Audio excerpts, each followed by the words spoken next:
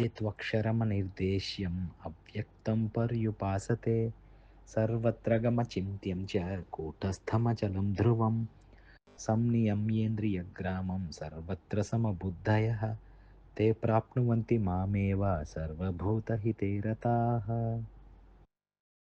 Message of the shloka. This verse speaks of those who worship the imperishable, indefinable, formless absolute, the changeless, all pervading, inconceivable reality. Such devotion requires immense inner stillness, detachment, and discipline. This verse glorifies the sattvic seeker, one who controls the senses, is equal minded, and is committed to the welfare of all living beings.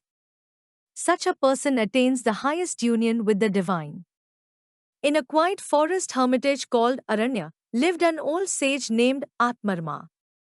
He was different from other sages, not because he wore no sacred thread or had no disciples, but because he never uttered a word. He sat motionless beneath an ancient banyan tree, day after day, season after season. Travelers, kings, and scholars came to see him, wondering, who is this man who speaks nothing, yet radiates peace? A curious young seeker named Rishi once approached the sage. He bowed deeply and asked, Revered one, why do you not chant, speak, or teach like the others? How do you worship the divine? The sage opened his eyes slowly and gently pointed toward the sky, the trees, the flowing stream, and finally to Rishi's heart. Then he closed his eyes again. Puzzled, Rishi sat beside him. For one day, then two. Soon a week passed. In the silence, Rishi began to feel something.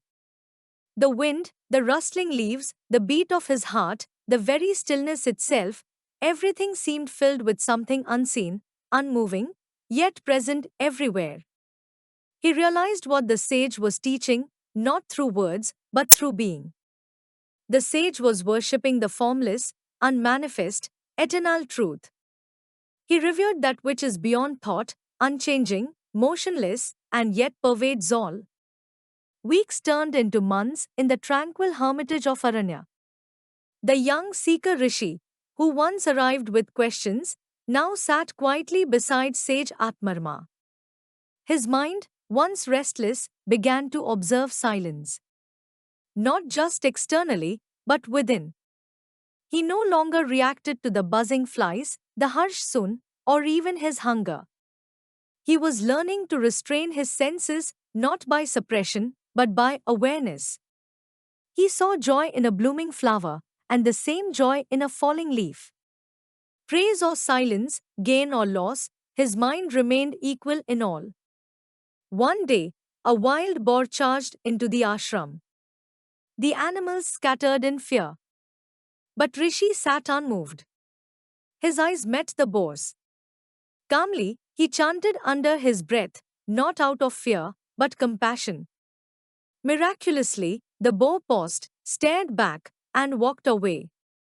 Sage Atmarama finally spoke for the first time. Now you see, dear Rishi. When one has sumyama, control over the senses, and sees equality in all, such a one is dear to the Lord.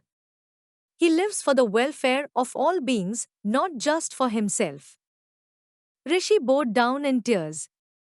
He had come in search of God, but discovered that God lives in balance, self-control, and universal compassion. He had walked the path described by Krishna. Rishi finally understood. The highest devotion, as Krishna said, is not always through form or ritual, but through merging with the formless in silence, stillness, and presence. They who control their senses remain equal minded in all situations and are devoted to the welfare of all beings, such souls reach God alone.